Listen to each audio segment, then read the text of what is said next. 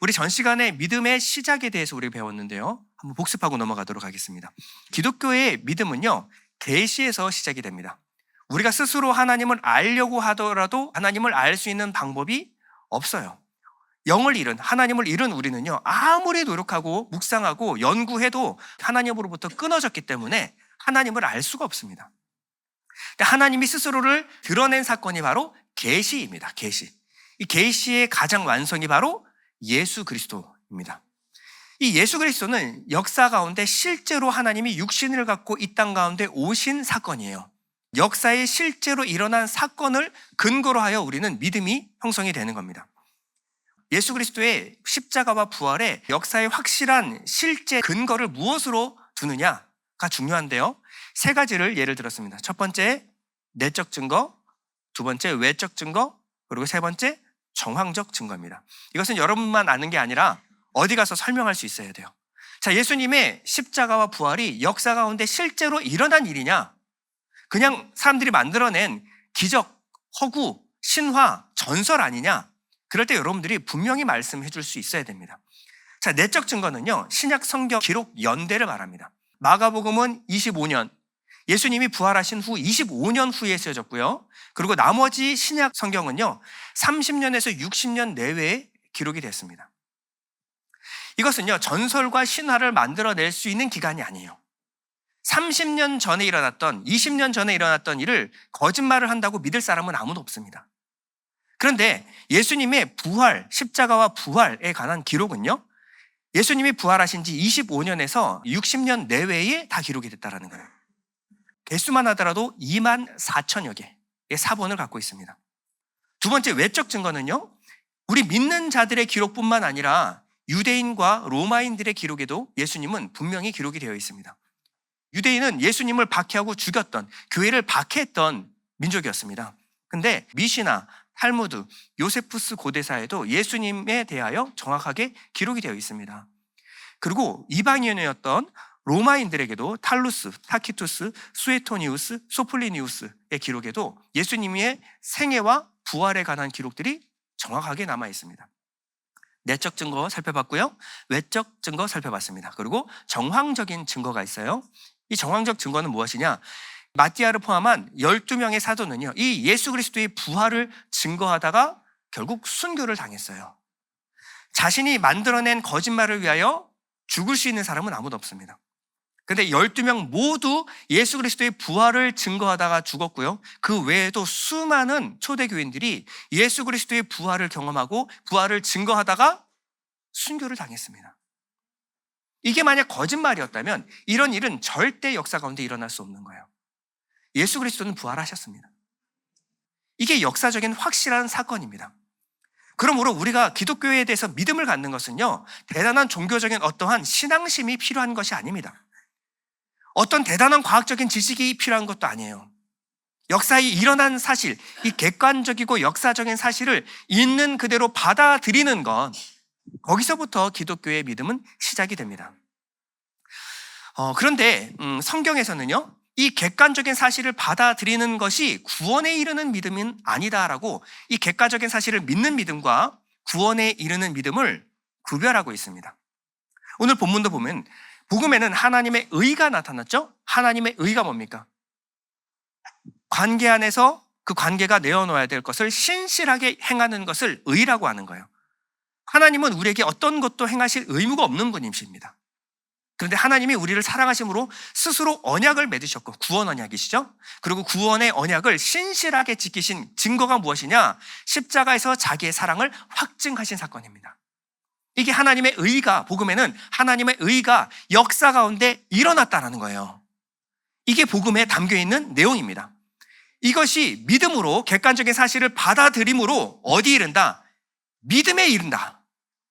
그저 객관적인 사실을 받아들이는 것으로 끝나는 것이 아니라 이 믿음은 반드시 다음 믿음에 이르게 한다라는 겁니다.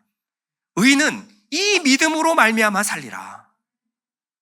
그냥 객관적인 사실을 받아들이는 것, 그게 나하고 무슨 상관이 있습니까? 예수님이 죽으셨고 부활하셨고 다시 오실 거라는 것을 믿는 것이 내 삶과는 무슨 상관이 있습니까? 내가 살아가는 거하고 무슨 상관이 있어요? 예수님이 죽으셨고 부활하셨고 다시 오신다는데 나하고 무슨 상관이 있어요? 근데 이 믿음에서 또 다른 이 믿음에 이르게 된, 왜 예수님이 이 땅 가운데 오셨고 죽으셔야만 하셨는가? 그 안에서 하나님의 사랑을 읽어내면 그 다음 믿음으로 반드시 이끈다라는 거예요. 16세기에 마틴 루터는요, 종교개혁을 일으켰습니다. 이 종교개혁이 일어난 이유가 무엇이냐? 기독교가 말하는 믿음이 다른 종교에서 말하는 믿음과 다르다는 것을 알았기 때문에 그래요. 루터도 그전엔 몰랐어요. 시편과 로마서를 강해하다가 보니까 자기가 지금까지 알고 있던 믿음이 그 믿음이 아니더라는 겁니다. 자기가 지금까지 내가 구원받았다라는 확신이 잘못된 확신이라더라는 겁니다. 그때부터 성경을 묵상하기 시작했는데 이 로마서를 읽고 깨지기 시작했어요. 루터는요, 이 믿음이, 이 개념이 내가 알고 있던 그 믿음이 아니다라는 것을 알고 충격에 빠졌습니다. 그리고 이 믿음에 대해서 재발견한 사건은요, 루터 개인의 인생뿐만 아니라 기독교 역사를 뒤바꿔 놓는 전환점을 맞이하게 했습니다. 기독교 교회사를 보면요, 이 믿음에 대해서 오해하게 됐을 때 교회는 급속도로 타락했고 이방 종교와 다를 바 없는 종교가 됐어요. 그래서 요즘 뭐 교회 연합이다 뭐다 하는 게 뭐냐면 교회가 타락했음을 정확하게 드러내는 증거입니다. 다른 종교에서 믿는 거나 기독교에서 믿는 믿음이나 똑같다라는 겁니다. 이게 성경에 대해서 이만큼 무지해졌다라는 것을 반증해주는 증거예요. 이 교회가 이방 종교가 된 것은요, 믿음에 대해서 오해했기 때문에 그렇습니다. 근데 교회사를 보면요, 믿음이란 용어를 성경적으로 다시 알고 재발견했을 때 교회는 항상 개혁되었고 부흥되었고 전성기를 맞이했습니다. 믿음이라는 것이 얼마나 중요한지 여러분 아시겠죠? 자, 그럼 믿음에 대해서 기초적인 내용부터 먼저 살펴보도록 하겠습니다. 그럼 우리가 무엇을 믿는가? 믿음은 내용이 있고 대상이 있지 않겠습니까? 자, 우리가 믿는 것이 무엇입니까? 우리는 예수를 믿는다라고 말합니다. 자, 예수를 믿는다라는 말 속에는 두 가지 의미가 함축되어 있는 겁니다. 첫 번째, 예수께서 우리를 죄와 사망의 권세로부터 우리를 구원하신 구원자이심을 믿는 것, 이것이 첫 번째 예수를 믿는다라는 의미입니다. 그러면 예수께서 구원하신 죄가 무엇이고 죄로 인해 찾아온 사망이 무엇인지를 모르는 사람은 내가 무엇으로부터 어떻게 구원받았는지를 이해하지 못한 사람이에요. 성경 안에서 죄와 사망이 무엇인지를 알고 거기로부터 구원받고 자유케 되었다. 이것이 첫 번째 우리의 믿음이에요. 자, 두 번째는요, 예수께서 내 삶과 내게 생명을 주신 그 생명의 주인이심을 믿어야 합니다. 그냥 나를 구원하신 것으로 끝나는 것이 아니라 그 이후에 내게 주어진 삶, 이제는 예수 생명으로 사는 사람입니다. 그러므로 내 삶의 주인은 예수이십니다. 이 두 가지는요, 동전의 양면처럼 따라다녀요. 두 가지 중에 한 가지만 믿는 것은요, 구원받는 믿음이 아닙니다. 로마서 10장 9절은요, 우리가 믿어야 될 예수님에 대해서 이렇게 말하는데요. 여러분 다 같이 한번 읽어볼게요. 시작. 내가 만일 내 입으로 예수를 주로 시인하며 또 하나님께서 그를 죽은 자 가운데서 살리신 것을 내 마음에 믿으면 구원을 받으리라. 두 가지죠. 예수를 주로 시인하고 그를 죽은 자 가운데서 살리신 것을 믿으면, 이 둘 중에서 한 가지라도 없으면 구원에 이를 수 있는 믿음이 아닙니다. 자, 예를 들어서 예수님이 죄와 사망의 원세로부터 나를 구원하셨다를 믿어요. 근데 내 인생의, 내 삶의 주인이 예수로 바뀌지 않은 사람은요, 구원 받았을까요? 못 받았을까요? 여러분 헛갈리시면 안 됩니다. 정확하게 말씀드릴게요. 못 받았습니다. 내가 죄로부터 내 죄삼 받았다라고 말하면서 여전히 내 삶의 주인이 내가 선택하고 내 살아가는 건 내 마음대로 살아가는 사람, 이 사람 구원받지 못한 사람입니다. 그건 믿는 게 아니에요. 자, 이건 동전의 양면이라 그랬죠. 예를 한번 들어볼게요. 자, 10,000원짜리 지폐가 있습니다. 10,000원짜리 지폐 앞면에 그려져 있는 분이 누굴까요? 이거 우리나라 사람 중에 모르시는 분 없으시죠? 세종대왕 모르는 한국인 거의 못 봤습니다. 그렇죠? 10,000원짜리 앞면에 세종대왕. 자, 뒷면에는 뭐가 그려져 있을까요? 뒷면에 뭐가 그려져 있을까요? 자, 이게 뭐죠? 이게 뭐죠? 세종대왕은 알겠는데 이건 봐도 모르겠죠? 맨날 쓰는데. 그럼 지워버릴까요? 지금 아시는 분이 한 분도 안 계시는데, 그렇죠? 아, 그럼 있으나 마나한 거 뭐하러 그림 그려놔서 거추장스럽게 뒷면 지워버립시다. 그럼 10,000원짜리는 화폐의 역할을 하지 못합니다. 이것은 혼천의라고 하는 하늘을 읽는 기구인데요. 우리가 알든 모르든 간에 10,000원짜리는 앞면과 뒷면이 있어야 화폐입니다. 마찬가지예요. 우리의 믿음이라고 하는 것은 죄 사함 받았고 구원 받았다. 이게 믿음의 전부가 아니라 뒤에 예수를 믿음으로 말미암아 예수가 내 삶의 주인이 되어 살아가는 삶, 성령을 의지하여 성령을 쫓아 살아가는 삶의 증거가 나타나지 않는다. 그건 죽은 믿음, 가짜 믿음이라고 성경은 말하고 있어요. 로마서 14장 7절 볼게요. 우리 중에 누구든지 자기를 위하여 사는 자가 없고 자기를 위하여 죽는 자도 없도다. 예일교회는 이런 얘기를 할 수 있어야 돼요. 우리 중에 누구도 자기를 위하여 사는 자가 없고 자기를 위하여 죽는 자도 없습니다. 그것은 다수결로 정하는 것도 아니고 제가 목사가 설득해서 되는 내용도 아니고 예수를 믿고 하나님을 예배하는 사람 누구라도 자기를 위하여 사는 자도 없고 자기를 위하여 죽는 자도 없도다. 우리가 살아도 주를 위하여 살고 죽어도 주를 위하여 죽나니 그러므로 사나 죽으나 우리가 주의 것이로다. 이를 위하여. 앞에 내용이 뭐예요? 우리가 살아도 주를 위하여 죽어도 주를 위하여 죽는다. 이것을 위하여 그리스도께서 죽었다가 다시 살아나셨으니 곧 죽은 자와 산 자의 주가 되려 하심이라. 왜 예수님이 죽으셨고 다시 부활하셨다고요?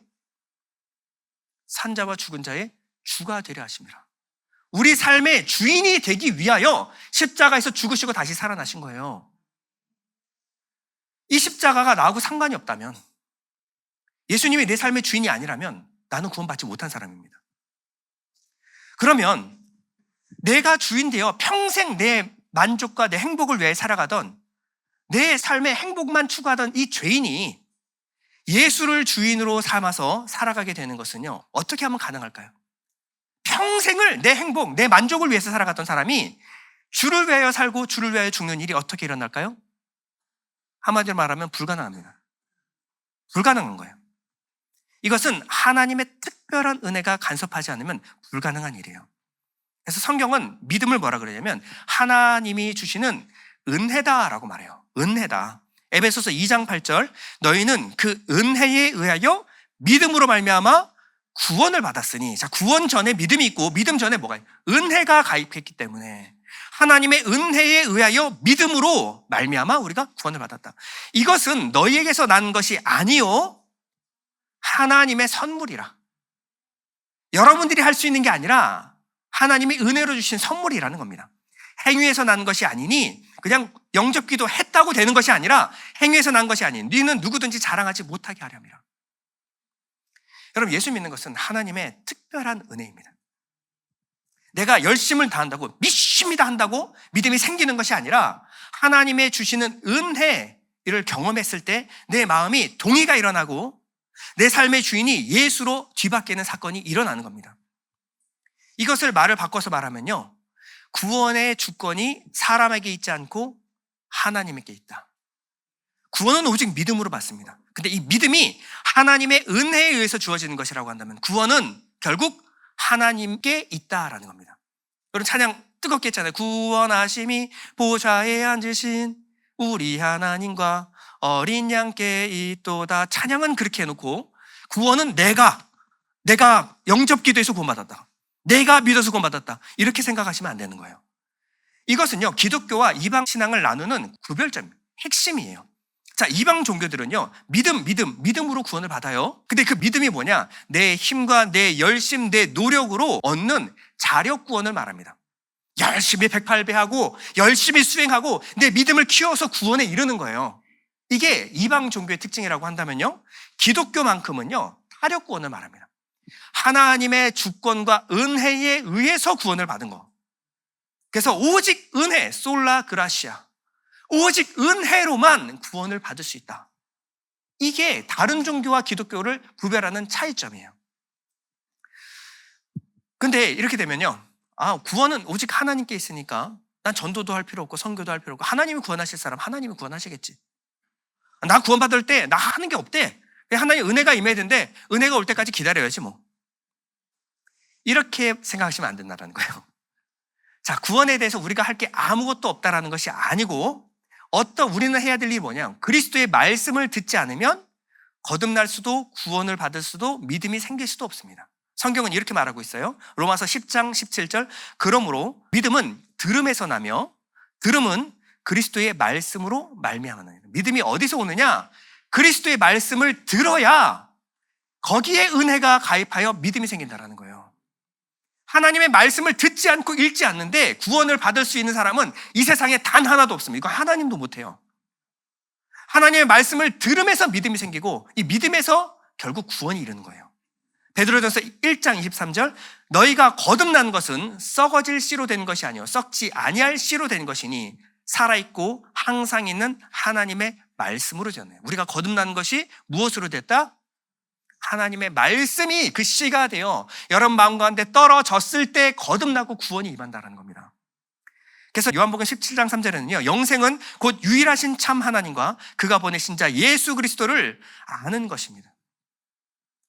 자, 그러므로 내가 믿는다라고 하는데 하나님 말씀에 관심도 없고 이 믿음에도 구원에도 별로 관심이 없는 사람들, 나는 지금 죽어도 천국 갈 자신이 있습니다라고 그 하나님 말씀 한 줄도 안 읽는 사람들, 이 사람들은요 믿음도 구원에도 이룰 수 없는 겁니다. 불가능한 거예요.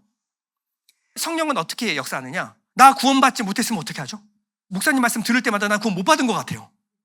어떡하죠? 에서 끝나는 것이 아니라 여기서 말씀으로 가는 사람, 하나님 말씀 앞에 머물러 있는 사람, 여기서 성령이 역사하시는 겁니다. 그러므로 이 교회는요 친교도 구제도 찬양도 봉사도 다 중요하지만 살아있는 하나님의 말씀이 들려지는 곳이어야 됩니다.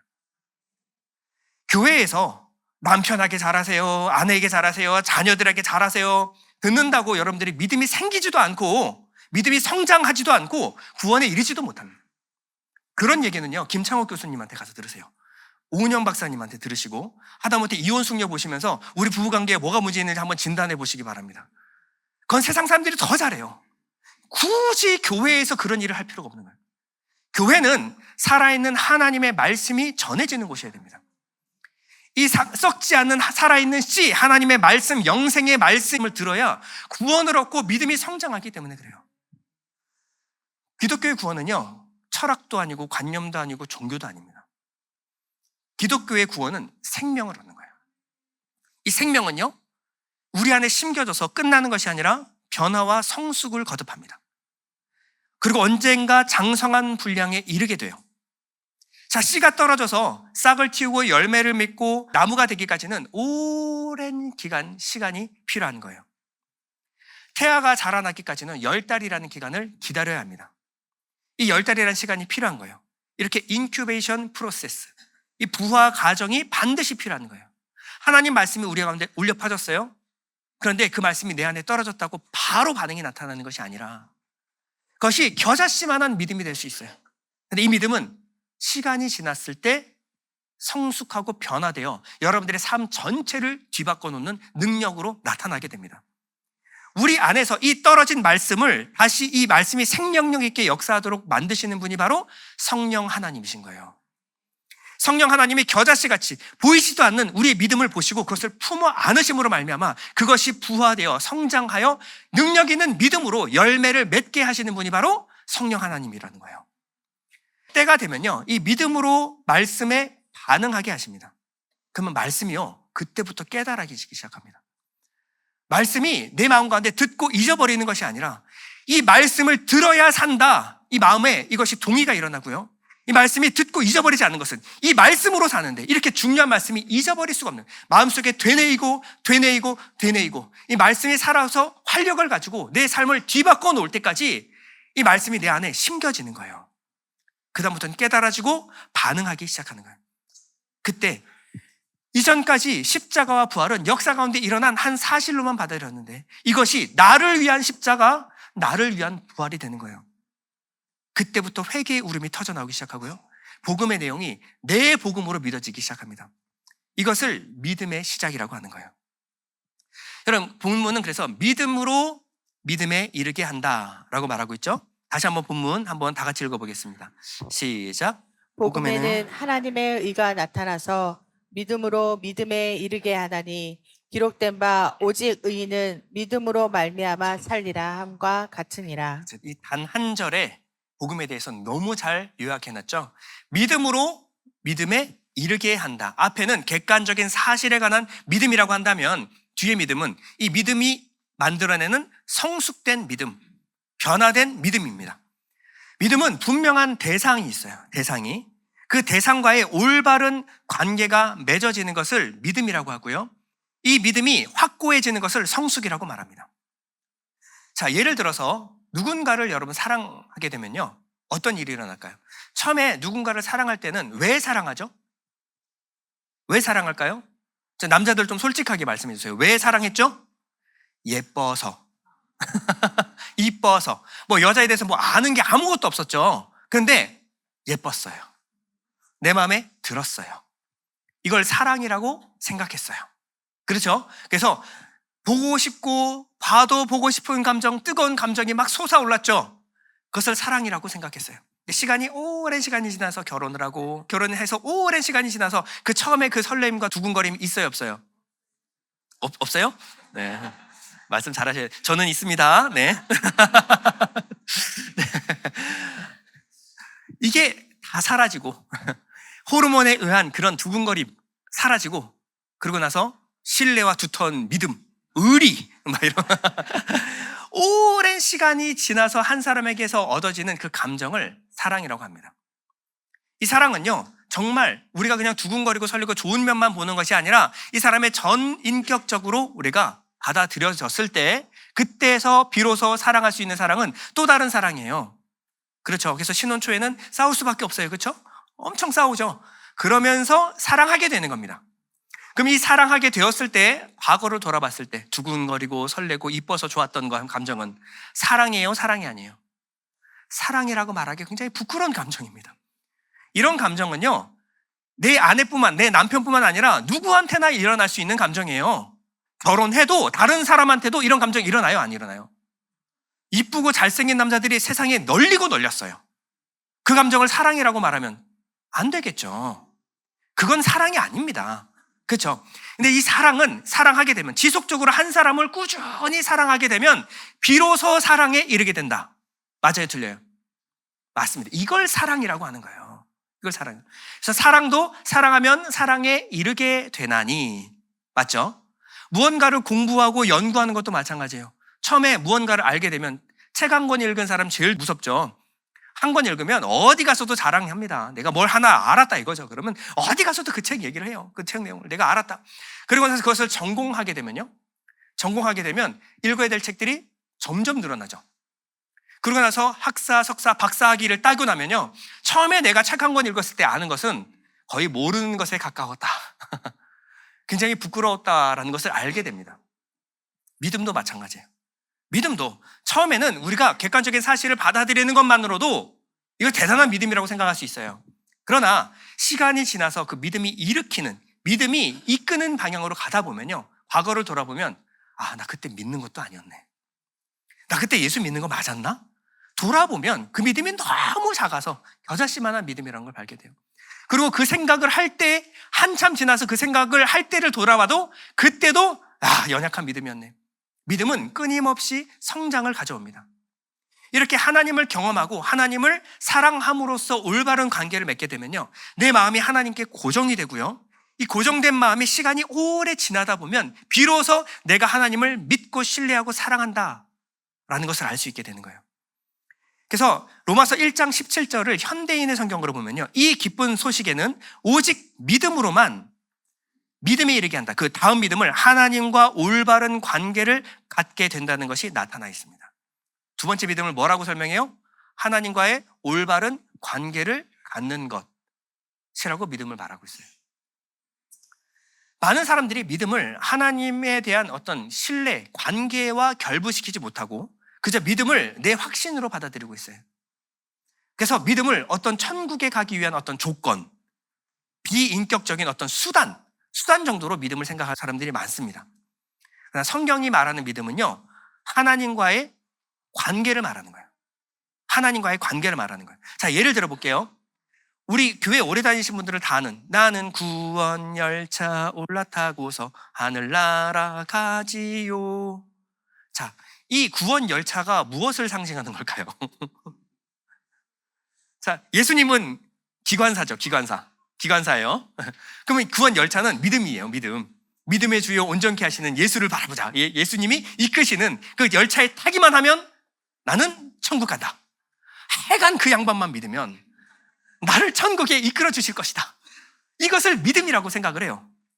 근데 이 열차에 탄 승객과 기관사와는 어떠한 관계가 있나요? 어떤 인격적인 관계를 맺고 있죠? 여러분, 기관사 이름 알아요? 만나본 적 있나요? 나아가서 사랑하시는 분이 있어요. 기관사를 사랑하시는 분? 아무도 없으시죠? 여러분, 이건 믿음을 잘못 설명한 겁니다. 믿음은 그런 게 아니에요. 예를 들어서 비행기를 탔어요. 비행기를 타면요, 기장의 이름이 있어요. 알아볼 수가 있습니다. 기장이 누군지. 근데 아무도 안 알아보시죠? 그렇죠? 그리고 비행기를 타요. 그리고 비행기 문이 닫힙니다. 그때서야 처음으로 캡틴의 목소리를 들어요. 누군가는 이 비행기는 무슨 말인지 모르겠는데 어쨌든 무슨 말을 해요. 이미 문은 닫혔고 그 비행기는 이렇게 해요. 이게 우리를 북한으로 이끌지 어디로 갈지 우리가 어떻게 합니까? 근데 어떻게 해요? 그냥 타고 있는, 이걸 우리가 믿음이라고 생각할 수 있어요. 믿음은 이게 아닙니다. 믿음은요, 주님과 나와의 인격적인 신뢰의 관계를 말하는 거예요. 그러므로 주님은 믿음을 뭐라고 설명하느냐? 선한 목자와 어린 양의 관계를 말하고 있는 거예요.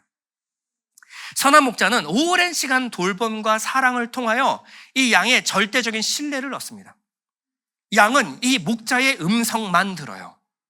누가 아무리 좋은 곳으로 데리고 간다고 유혹해도요, 목자의 음성만 듣습니다. 이것은 목자와 양과의 이 관계가 형성이 된 거예요. 이 목자가 푸른 초장에 인도하든 사망의 음침한 골짜기를 인도하든 그저 이 목자만 따라가는 겁니다. 이 관계를 믿음이라고 말하는 거예요. 자, 성경에서 믿음에 대해서 잘 설명해 주는 사람이 있다면 바로 아브라함입니다. 아브라함 하면 믿음, 믿음 하면 아브라함. 아브라함에게는 75세가 될 때까지 자식이 하나 없었어요. 자식이 하나도 없었어요. 근데 하나님이 나타나면 좀 일찍 나타나시던가 75세가 됐을 때 나타나서 후손과 땅을 약속을 하시는 거예요. 뭐라고 하면 내 몸에서 날 자가 내 상속자가 될 것이라. 몇 살이라고요? 75세. 75세 된 분이 땅과 자손을 약속을 받다. 이게 객관적으로 믿어지는 사건입니까? 안 믿어지죠. 그런데 아브라함이 어떻게 했냐? 아브라함이 여호와를 믿으니 여호와께서 이를 그의 의로 여기셨다. 아브라함이 무엇을 믿었어요? 여호와를 믿은 겁니다. 그 말은 안 믿기는데, 그 말은 믿을 수 없는 말인데 누가 이 말을 했어요? 여호와 하나님이. 아브라함이 믿은 것은 여호와 하나님을 신뢰한 겁니다. 그랬더니 이것을 하나님이 의로 여기셨다라는 겁니다. 이렇게 믿음은 하나님과의 인격적인 신뢰 관계를 말하는 거예요. 지적으로 동의하는 게 아니에요. 지적으로 이해가 가서 그렇지가 아니라 하나님과의 인격적인 신뢰 관계를 말하는 것이 믿음이다. 그래서 믿음은요, 지적 동의도 아니고 자기 확신도 아니고 천국행 티켓도 아니에요. 믿음은 자격 없는 나를 택하시고 구원을 베풀어 주신 하나님을 알고 믿고 사랑하는 전 인격적인 관계, 이 관계를 뭐라 그러냐? 믿음이라고 말하는 거예요. 마틴 루터는요, 로마서를 보고 이 믿음에 대해서 알았다 그랬죠. 그래서 로마서가 말하는 믿음이 무엇인가? 자, 로마서 앞부분에는 오직 의인은 믿음으로 말미암아 살리라. 이것이 로마서 1장의 앞부분이에요. 우리는 무엇으로 구원을 받는다? 믿음으로 구원을 받는다. 근데 이 논리가 발전해서 5장 8절에 가면요, 하나님이 죄인된 우리의 십자가에 죽으신 이유가 하나님이 우리에 대한 자기의 사랑을 확증하신 것이다. 무엇을 믿어요? 하나님의 사랑. 죄인된 우리, 자격 없는 우리, 그럼에도 불구하고 우리 사랑하신 하나님의 사랑을 확증하셨다. 이 확증을 받아들이는 겁니다. 그리고 8장에 가서는요, 바울은 마지막에 피날레, 교회 막단의 피날레처럼 뭐라고 말해요? 내가 확신하노니. 이게 확신이에요. 믿음. 사망이나 생명이나 천사들이나 권세들이나 현재이나 장래이나 능력이나 높음이나 깊음이나 다른 어떤 피조물이라도 우리 주 그리스도 예수 안에 있는 어디에서? 하나님의 사랑에서 끊을 수 없으리라. 믿음이 뭐예요? 내가 확신하노니. 무엇을? 하나님의 사랑을 확신하는 것. 이게 바로 믿음입니다. 그러므로 믿음은 그저 역사 가운데 일어난 객관적인 사실이 아니라 그 사실 안에 나타난 하나님의 사랑을 깨닫고 그 깨달음으로 말미암아 하나님을 전적으로 믿고 신뢰하고 사랑하게 되는 것. 이것을 믿음이라고 말하는 거예요. 요한일서 4장 17절 우리 다 같이 한번 읽어보겠습니다. 시작. 사랑이 우리에게 온전히 이루어진 것은 우리로 심판날에 담대함을 가지게 하려 함이니 주께서 그러하심과 같이 우리도 이 세상에서 그러하니라. 사랑 안에 두려움이 없고 온전한 사랑이 두려움을 내쫓나니 두려움에는 형벌이 있음이라. 두려워하는 자는 사랑 안에서 온전히 이루지 못하였느니라. 우리가 말하는 구원의 확실은요, 심판날에 담대함을 갖는 겁니다. 하나님의 심판대 앞에서 담대함을 갖는 것이 구원의 확신이에요. 근데 이 구원의 확신을 뭐라고 설명하냐면 사랑이 우리에게 온전히 이루어진 것. 이것으로 말미암아 우리는 심판날에 담대함을 가지게 된다. 그럼 결국 믿음은 어디로 귀결된다? 결국 사랑으로 귀결이 돼야 됩니다. 단순히 일어난 사실에 대한 동의가 아니라 하나님을 향한 전인격적인 사랑으로 귀결이 돼야 되는 거예요. 그래서 갈라디아서 5장 6절 그리스도 예수 안에서는 할례나 무할례나 효력이 없을 때 사랑으로서 역사하는 믿음뿐이니라. 자, 이 믿음이 어떻게 역사해야 돼요? 사랑으로 역사하는 믿음. 이것이 살아있는 믿음이라는 거예요. 기독교의 신앙의 목적지는요, 하나님과의 더 깊은 사랑의 관계를 누리는 겁니다. 이게 기독교 신앙의 가장 핵심이에요. 결론입니다. 이 사랑에는요, 신기한 힘이 있어요. 사랑은 신기한 힘이 있습니다. 그것은 사랑하는 사람을 변화시킵니다. 여러분, 사랑받는 사람은 늘 똑같아요. 사랑받기만 하는 사람들은 항상 어린아이예요. 나이를 아무리 먹어도 그냥 징징대는 어린아이예요. 근데 사랑하는 사람은 성숙하기 시작합니다. 사랑에는 놀라운 신비가 있는데 사랑하는 사람을 변화시키는 거예요. 예를 들어서 쇠는 아무런 능력이 없어요. 근데 이 쇠가 자석에 계속 붙어 있으면요, 자석에 있는 자성이 쇠에 옮겨 붙습니다. 쇠가 자성이 생겨요. 우리의 마음도 마찬가지예요. 우리 마음이 한 곳에 계속 붙어 있잖아요. 한 곳을 계속 향하잖아요. 그러면 우리 마음이 쌍방소통이 되기 시작합니다. 우리 마음이 한 곳을 계속 향할 때 이것을 믿음이라고 하고, 그때 하나님이 그저 우리를 사랑하시는 것이 아니라 내가 하나님을 사랑하는 마음으로 같이 변화되기 시작해요. 요한복음 15장 4절 이렇게 말합니다. 내 안에 거하라. 나도 너희 안에 거하라. 가지가 포도나무에 붙어 있지 아니하면 스스로 열매를 맺을 수 없음 같이 너희도 내 안에 있지 아니하면 그러하리라. 여러분은 믿음에서 믿음에 이르는 과정 가운데 있어요. 이 하나님을 알고 사랑하고 신뢰하기 위해서는 하나님의 말씀이신 예수 안에 붙어 있어야 합니다. 힘들지만 우리가 하부르타를 하는 이유가요, 하나님의 말씀 안에 깊이 묵상하고 머물러 있는 훈련을 하는 겁니다. 그렇지 않으면 여러분들에게 믿음도 구원도 없어요. 뭐가 좋은 교회입니까? 뭐가 좋은 공동체죠? 여러분 귀찮게 안 하는 교회, 그냥 어쨌든 편하게 즐겁게 해주는 교회, 그런 교회가 좋은 교회가 아니라, 여러분 마음 편하게 해주는 교회가 아니라 마음 불편하게 하는 교회, 말씀 하부르타 안 하면 괜히 불편하게 하는 교회, 성경 읽기 계속 올라와가지고 나만 이모티콘 안 눌리면 계속 마음이 불편하게 하는 교회, 그냥 예배만 들으면 좋겠는데 계속 성경 공부하자고 하는 교회. 왜 그럴까요? 여러분 믿음에서 믿음에 이르게 하는 이 교회가 좋은 공동체입니다. 여러분 우리가 믿는 믿음에 대한 대상에 대한 암과 사랑하기까지는 오랜 시간이 걸려요. 그러나 이 길을 여러분 가시길 바랍니다. 우리 잠시 눈을 감고 기도할 때, 하나님, 우리가 편하게 신앙생활하는 것이 아니라 불편하지만 우리가 이 믿음의 여정을 걸어가기 원합니다. 우리 앞선 선배들의 발걸음처럼 하나님, 힘들어도 어려워도 주님 더욱더 믿고 사랑하는 데까지 이룰 수 있도록 우리를 이끌어 주시옵소서. 기도하겠습니다.